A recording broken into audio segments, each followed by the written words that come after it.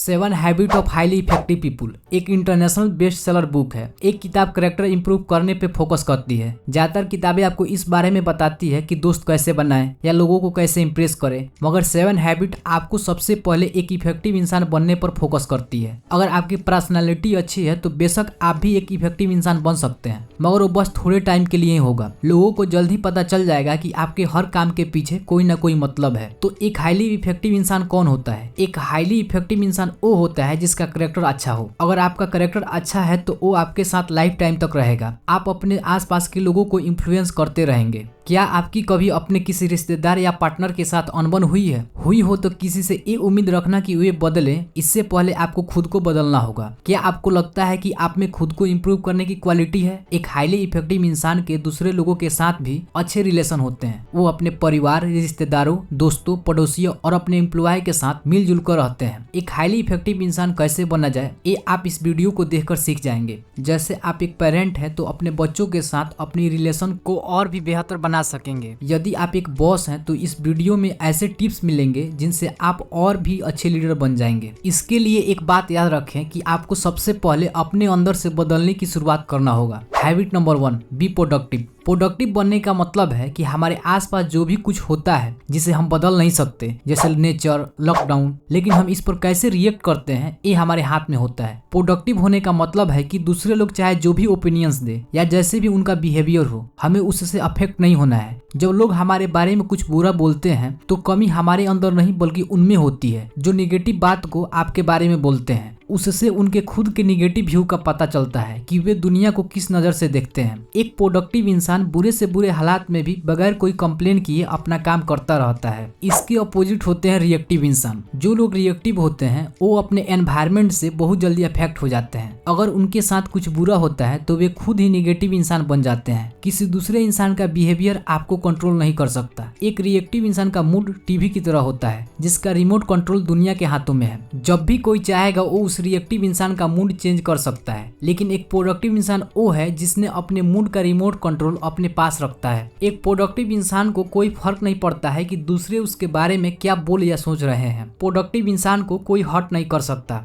Habit 2, begin with the end in mind. अपने mind में and गोल को सेट करके शुरुआत कीजिए। आपके सारे एक्शन, आपके वैल्यूज, आपके पर्पज आपके एंड गोल से मैच होना चाहिए। आपको फाइनल गोल का पता होना चाहिए ताकि आपका सारा स्टेप उसी तरफ जाए। Begin with the end in mind से मतलब है ये जान लेना कि आपके लिए सबसे वैल्यूएबल चीज क्या है। वो आपके अपने पार्टनर हो सकते हैं या फिर आपके प्रिंसिपल जिन पर आपको पूरा यकीन है। अगर आप कुछ ऐसा करते हैं जो आपके प्रिंसिपल से मैच नहीं करता है तो आप एक अनइफेक्टिव इंसान बन रहे हैं। मान लीजिए आपको एक इंजीनियर बनना है तो इसके लिए आपको फिजिक्स, केमिस्ट्री और मैथ पढ़ना होगा। वहीं आपको एक डॉक्टर बनना है तो इस केस में फिजिक्स, केमिस्ट्री और साथ में बायोलॉजी पढ़ना होगा। यानी किसी भी काम को शुरू करने से पहले उसका ब्लूप्रिंट आपके दिमाग में क्लियर होना चाहिए। अगर आप अपने गोल की प्लानिंग सही तरह से नहीं करेंगे तो आप उन सभी चीजों को पा लेंगे, सिर्फ अपने मेन गोल को छोड़ के। लाइफ में हर चीज की प्लानिंग जरूरी है और जब हम प्लानिंग के साथ काम करते हैं तो इसी तरह एंड को माइंड में रखकर चलने की शुरुआत होती है। आपको हर कदम अपने एंड गोल को ध्यान में रखकर लेना होगा।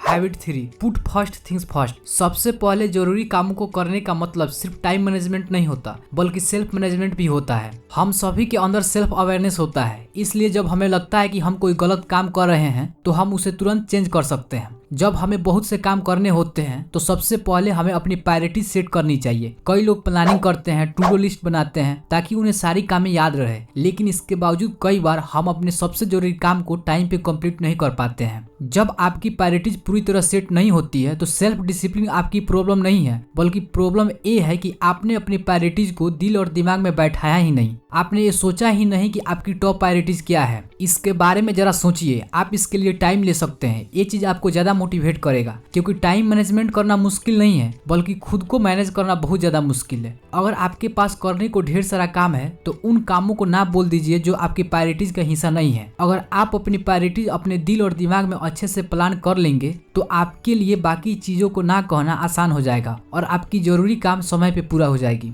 Habit 4, think win win. जब भी आपका फैमिली या फ्रेंड के साथ कोई आर्गुमेंट होता है तो उसका कोई सोल्यूशन निकालना ही पड़ता है। विन विन इसका बेस्ट सोल्यूशन है। अगर कोई जीतता है तो कोई हारता है, इससे एक लंबा और मजबूत रिलेशन नहीं बनता, जबकि विन विन सिचुएशन में दोनों जीतते हैं। मान लेते हैं कि आपके और आपके पार्टनर के बीच डिसआर्गुमेंट हो गया, तो इस स्थिति में आपको ये करना है कि जो भी प्रॉब्लम है उस पर खुलकर बात करें, उसका कोई ऐसा सोल्यूशन निकाले जो आप दोनों के लिए सही हो, किसी को ये फील ना हो कि वो हार गया। दूसरी स्थिति में आप एक बॉस हैं और आपका किसी एम्प्लॉय के साथ डिसआर्गुमेंट हो गया, तो जाहिर सी बात है कि आप ही जीतेंगे, आपकी बात ही ऊपर रहेगी, क्योंकि आपका एम्प्लॉय अपना जॉब बचाने के चक्कर में आपके सामने चुप ही रहेगा। एक बॉस होने की वजह से आप जीत जरूर गए, लेकिन लॉन्ग टर्म में देखे तो आपकी ही हार हुई, क्योंकि आप अपने एम्प्लॉय को नीचा दिखाकर आप उनसे काम नहीं निकलवा सकते। वो आपके लिए काम तो करेंगे मगर मन से नहीं करेंगे, हमेशा आपको कोसते रहेंगे, तो इस प्रकार नुकसान तो आप ही का हो रहा है। आप बॉस क्यों ना हो, आपके लिए सही है कि आप अपने पोजीशन का इस्तेमाल ना करें, अपने एम्प्लॉय को खुश रखें, विन विन सिचुएशन का अप्लाई करें। विन विन सिचुएशन सिर्फ वर्क प्लेस पर ही काम नहीं करता, ये हर तरह की रिलेशनशिप में काम करता है। जब भी आपके अपने पेरेंट्स, आपके बच्चों,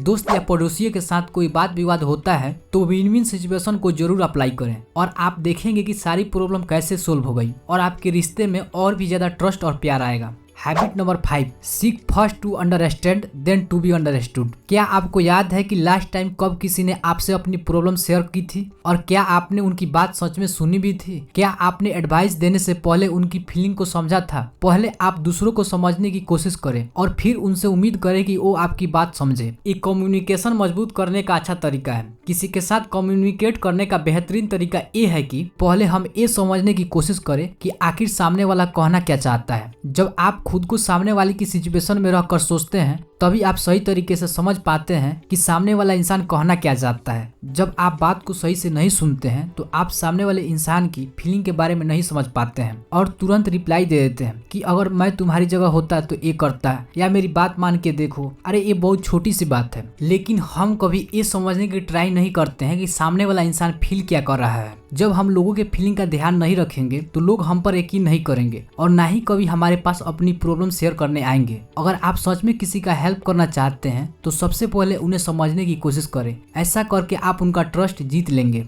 हैबिट 6, सिनर्जाइज। जब एक आदमी दूसरे आदमी के साथ मिलकर काम करे तो अकेले इंसान के मुकाबले बहुत ज्यादा अचीव कर सकते हैं। जब भी कोई प्राकृतिक आपदा होती है जैसे आग, तूफान या अर्थक्वेक, तो लोग सिनर्जाइज हो जाते हैं, यानी साथ मिलकर काम करते हैं। वो मुसीबत में पड़े लोगों की हेल्प करते हैं। यहाँ लोग अपने डिफरेंसेस भूल जाते हैं कि वो कौन है। मुश्किल सिचुएशन में लोगों के अंदर कोऑपरेट करने की भावना आ जाती है और सब तुरंत मिलजुल कर एक दूसरे की मदद करने लगते हैं। किसी भी कंपनी के ग्रुप मेंबर अगर सिनर्जाइज हो तो वो कंपनी जरूर कामयाब होगी। लेकिन प्रॉब्लम तो ये है कि ये सिनर्जी हमारी लाइफ में हर रोज नहीं आती। लोग आपस में अपने डिफरेंसेस को दूर करना ही नहीं चाहते और तुरंत बोल पड़ते हैं, तुम्हें पता है कि मैं कौन हूँ, क्योंकि हर किसी का एक डिफरेंट पॉइंट ऑफ व्यू होता है। सिनर्जी का मतलब है कॉपरेशन, अपने डिफरेंसेस को साइड में रखकर एक दूसरे के विचारों को कदर करना। बार बार ये साबित करने की कोशिश ना करें कि बस आप ही सही हैं और दूसरा गलत। उस इंसान के नजरिए से भी समझने की कोशिश करें। बहसबाजी के अलावे भी बहुत सारे ऑप्शन होते हैं। अगर आप दूसरे की पॉइंट ऑफ व्यू का रिस्पेक्ट करते हैं, उनके साथ कोऑपरेट करते हैं, तो आप एक साथ मिलकर कई सालों तक काम कर सकते हैं और कई नई चीजें क्रिएट कर सकते हैं। एक सक्सेसफुल बिजनेस भी खड़ा कर सकते हैं। Habit 7, sharpen the shaft. Sharpen the shaft से मतलब है कि हमेशा कुछ नया सीखते रहना। आपका सबसे बड़ा एसेट आप खुद हैं। आपको प्रतिदिन खुद को रिन्यू करना पड़ेगा। अपनी लाइफ के हर फील्ड में आपको इम्प्रूव करना होगा, फिजिकली, मेंटली, सोशली और इमोशनली। कई बार ऐसा होता है आप खुद को पूरी तरह थका हुआ पाते हैं, रोज काम करते करते बोर हो जाते हैं, तो आपको खुद को मोटिवेट करने की जरूरत होती है। आप किताबें पढ़कर, मेडिटेशन करके, म्यूजिक सुन के मोटिवेट हो सकते हैं। कभी कभी एक ब्रेक लेना भी जरूरी होता है ताकि आप खुद को टाइम दे सके और अपने बारे में सोच सके। हमें खुद को एजुकेट करने की भी बहुत जरूरी है। खुद से चैलेंज करें कि आप हर महीने एक बुक पूरी तरह पढ़ेंगे। और जो लोग बहुत बिजी हैं, बुक नहीं पढ़ सकते, उनके लिए हमारा चैनल है। आप हमारी वीडियो देख के भी काफी कुछ सीख सकते हैं। खुद को और भी इफेक्टिव बनाने के लिए हमें अपने एसेट शार्पन करने होंगे। ठीक उसी प्रकार जैसे लकड़ी को काटने से पहले आरी को शार्पन किया जाता है। और अपने लिए सबसे बड़े एसेट आप ही हैं, इसलिए अपने लिए टाइम निकालिए और खुद को रिन्यू कीजिए। हमें समय समय पर अपने बॉडी माइंड को शार्पन करने की जरूरत होती है, उन्हें शार्पन करना ना भूलें।